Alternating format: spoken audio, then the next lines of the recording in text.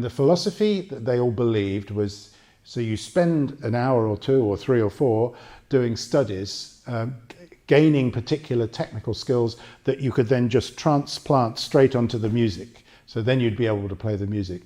If only it was as simple as that. I've got a lovely quotation from the great Martha Argerich here, who says, if you study in a book of exercises considering only a certain aspect of the difficulty, you won't necessarily be able to achieve this in the piece because it's settled in differently. Quite often, if you train thirds, you won't necessarily be able to play the thirds Chopin étude.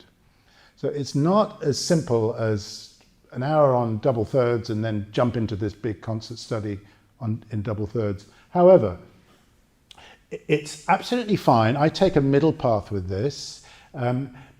Some études, carefully chosen, can be very good and a part of our pianistic training, our pianistic diet, if you will. But don't spend hours and hours and hours doing them, and certainly don't do the boring ones. There are enough really good ones around there that we don't have to, spend hours. The other thing to remember, and I think this is seriously important, is that we can build our technique from any material. It doesn't have to be a study.